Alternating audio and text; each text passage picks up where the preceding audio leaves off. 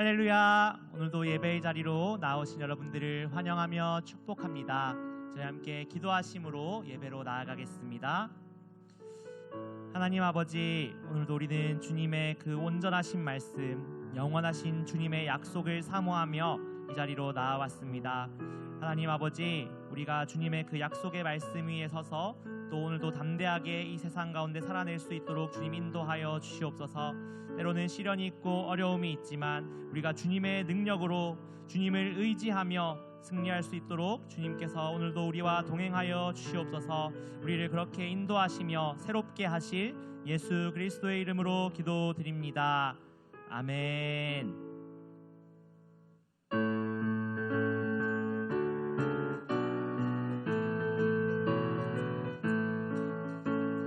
주님 약속하신 말씀 위에서 영원토록 주를 찬송하리라. 소리 높여 주께 영광 돌리며 약속 믿고 굳게 서리라. 굳게 서리, 굳게 서리.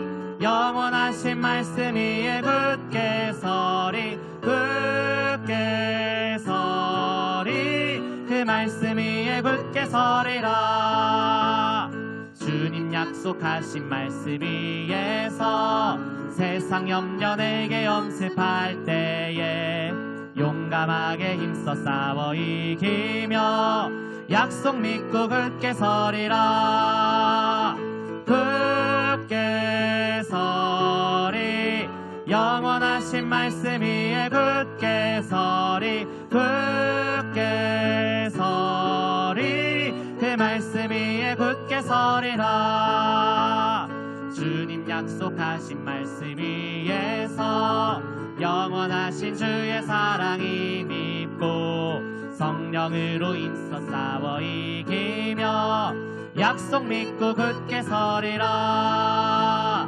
굳게 서리.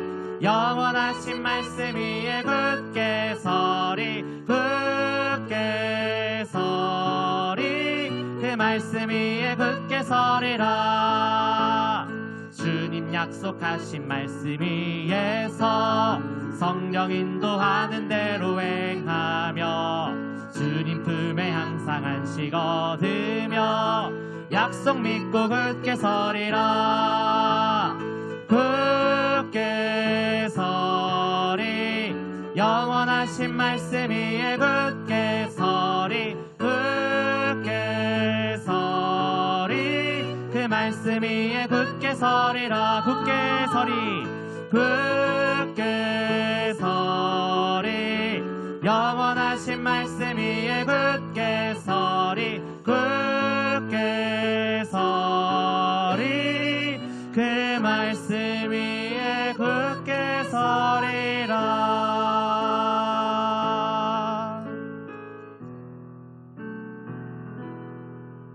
내게 허락하신 시련을 통해 나의 믿음 더욱 강하게 살아나고 험한 산과 골짜기 지나는 동안 주께 더 가까이 나를 이끄시네. 내가 겪는 시험이 어렵고 힘겨워도 내 주님보다 크지 않네. 내 앞에 바다가 갈라지지 않으면 주가 나로 바다 위 걷게 하리. 나는 믿네. 주의 능력으로 내 삶 새롭게 되리. 나는 믿네. 주의 능력으로 담대히 나가리라. 주와 함께 싸워 승리하리라.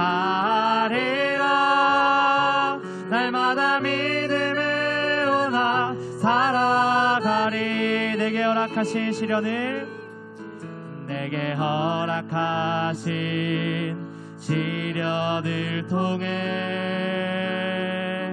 나의 믿음 더욱 강하게 자라나고 험한 산과 골짜기 지나는 동안 주께 더 가까이 나를 이끄시네. 내가 겪는 시험이 어렵고 힘겨워도 내 주님보다 크지 않네. 내 앞에 바다가 갈라지지 않으면 주가 나로 바다 위 걷게 하리. 나는 믿네. 주의 능력으로 내 삶 새롭게 되리. 나는 믿네. 주의 능력으로 담대히 나가리라. 주와 함께 싸워 승리하리라. 날마다 믿음으로 나 살아. 나는 믿네. 나는 믿네. 주의 능력으로 내 삶 새롭게 되리. 나는 믿네. 주의 능력으로 담대히 나가리라. 주와 함께 싸워 승리하리라. 날마다 믿음으로 나 살아가리.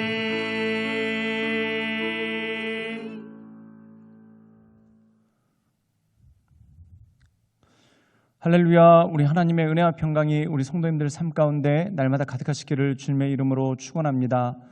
우리가 에스겔의 말씀을 계속해서 묵상하고 있습니다. 그리고 오늘 말씀 가운데 보면은 군주의 도리, 즉 왕의 도리에 대해서 우리에게 말씀하고 있죠. 그 이유는 무엇입니까? 이 세상을 살아갈 때 제사장이 있고 또한 성전이 있습니다. 그런데 제사장과 성전이 단지 어떤 종교적인 것 또한 제의적인 것에 국한된 것이 아니라 하나님의 나라와 또한 모든 백성들을 통치하는 데 있어서 하나님을 두려워하고 경외하는 마음으로 그 모든 것이 나가는 것이 중요하다는 것이죠. 즉 예배를 드릴 때는 하나님의 방법으로 하는데 세상을 살아갈 때는 나의 방법 또한 세상의 방법으로 살아가는 것이 아니라 세상의 모든 것들을 예배하는 모습으로서 또한 삶의 제사로서 하나님께 올려드리는 것, 이것은 너무나 중요한 일입니다. 그래서 어떻게 보면은 성전에서 예배를 주관하고 또한 제사를 주관하는 것은 제사장의 몫입니다. 그런데 그것을 더 크게 해서 한 나라를 통치하고 또한 이 세상을 이끌어가는 데 있어서 중요한 것이 왕의 몫이라는 것이죠. 즉 다시 말해서 지도자의 몫이 중요하다는 것입니다. 그런데 이 지도자라는 것이 단지 일국의 왕에 국한된 것뿐만 아닙니다. 가정에 있어서 부모의 역할이 중요하고 또한 어떤 공동체에 있어서 리더의 역할이 중요하고 또한 회사에 있어서 사장님들이나 직장 상사의 역할이 중요하다는 것이죠.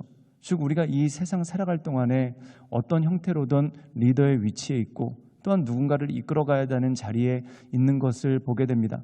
그런데 이것이 단지 우리가 성전에서 예배드릴 때, 즉 예배당에서 예배드릴 때만 거룩하고 세상에서는 내 방식대로 사는 것이 맞는가? 그게 아니라는 것입니다.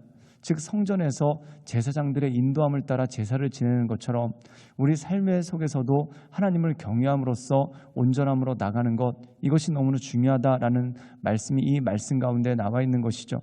그러므로 사랑하는 여러분, 우리가 예배 자리에 와서 이른바 공적인 예배라는 것이 있습니다. 주일날 예배당에 나와서 함께 예배드리는 것, 또한 수요 예배나 새벽 예배 때 하나님께 나와서 예배드리는 것, 너무나 중요한 일입니다.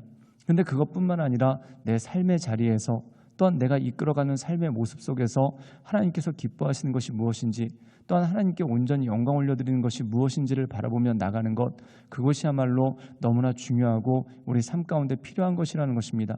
그러므로 사랑하는 여러분, 날마다 우리가 하나님 바라보고 하나님의 인도하심 따라 또한 주님께서 기뻐하신 대로 날마다 우리의 삶을 거룩한 산제사로 올려드리며 하나님께로 나아가시는 우리 모든 성도들 되시기를 주님의 이름으로 축원합니다.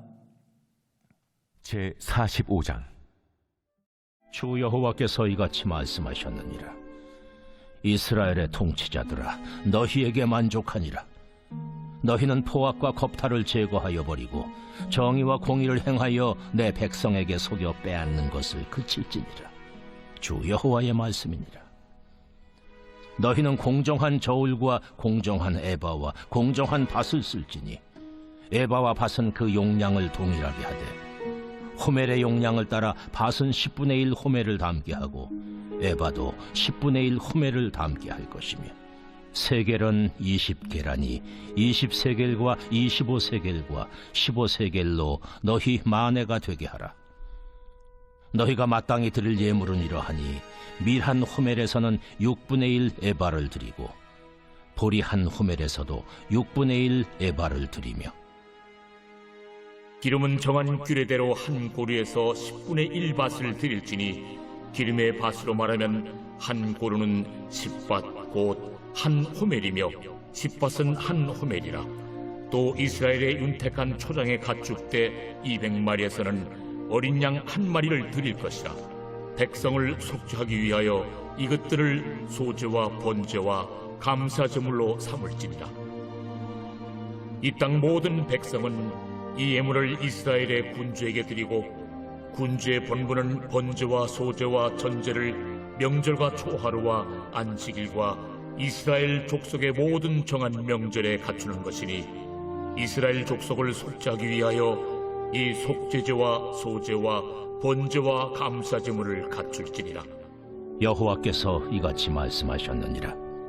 첫째 달 초하루 날에 흠없는 수송아지 한 마리를 가져다가 성소를 정결하게 하되 제사장이 그 속죄제 희생제물의 피를 가져다가 성전 문설주와 제단 아래층 네 모퉁이와 안뜰 문설주에 바를 것이요 그달 7일에도 모든 과실범과 모르고 범죄한 자를 위하여 역시 그렇게 하여 성전을 속죄할지니라. 첫째 달 19날에는 유월절을 7일 동안 명절로 지키며 누룩 없는 떡을 먹을 것이라.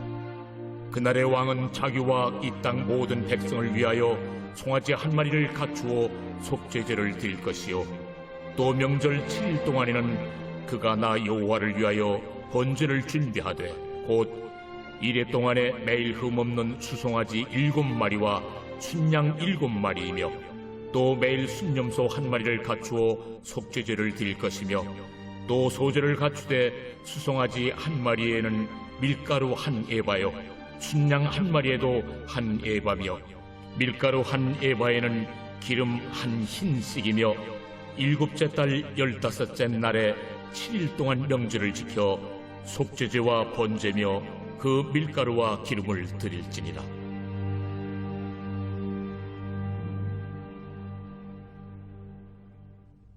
오늘 말씀 가운데 보면은 이스라엘의 통치자들에 대해서 말씀을 하고 있습니다. 즉 제사장들에 의해서 또는 레위인들에 의해서 성전에서 제사 지내는 법도가 나타나게 됩니다.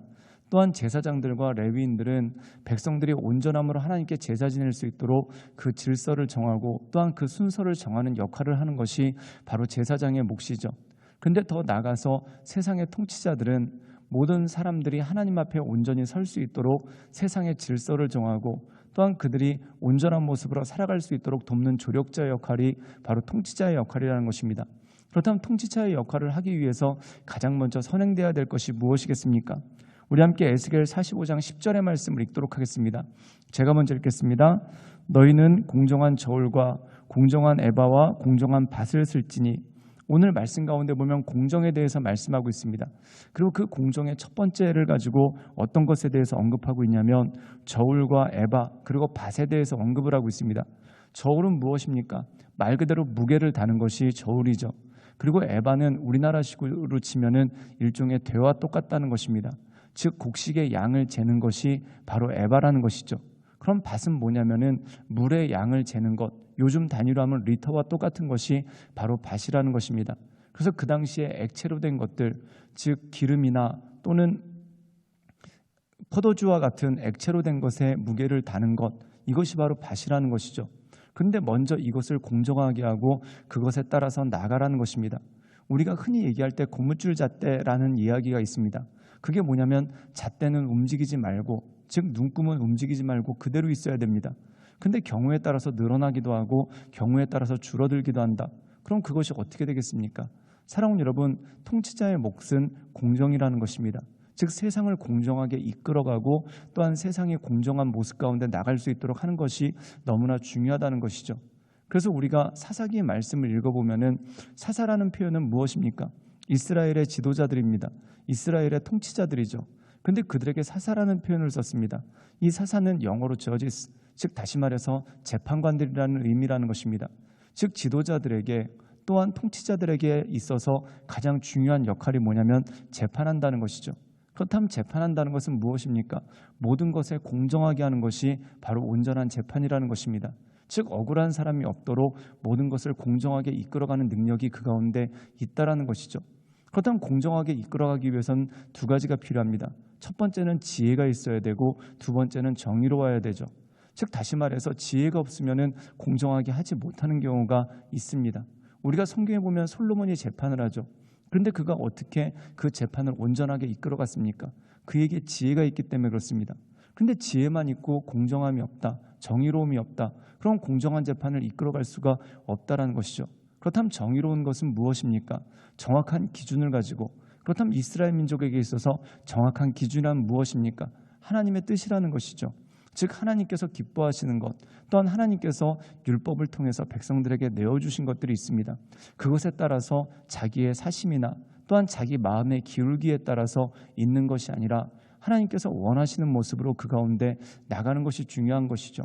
우리가 흔히 얘기할 때 내로남불이라는 말이 있습니다. 내가 하면 로맨스고 남이 하면 불륜이다라는 그러한 말이죠. 즉 다시 말해서 고무줄 잣대를 가지고 내 기준에 따라서 하는 것이 아니라 하나님의 기준에 따라서 하는 것이 너무나 중요하다는 것입니다. 즉 내 편이라도 잘못했으면 엄정하게, 그리고 내가 반대하는 사람이라도 그가 잘못한 것이 없으면 그것에 대해서 공정하게, 이 모든 것을 이끌어가는 것이 바로 통치자의 덕목이고, 또한 통치자에게 하나님께서 그것을 위임하셨기 때문에 그것대로 나갈 때만 온전한 삶의 예배로서 또한 삶의 제사로서 온전한 공동체를 이루어갈 수 있는 능력이 그 가운데 주어지는 것이죠. 우리 함께 에스겔 45장 21절의 말씀을 읽도록 하겠습니다. 제가 읽겠습니다.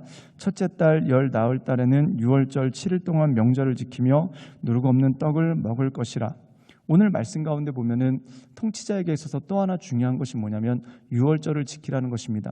여러분, 이스라엘 백성에게 있어서 6월절이란 무엇인가? 우리로 치면 1월 1일입니다. 즉 이스라엘 민족의 시작이 되는 것이고, 또한 그들의 출발점이 되는 것이 바로 6월절이죠.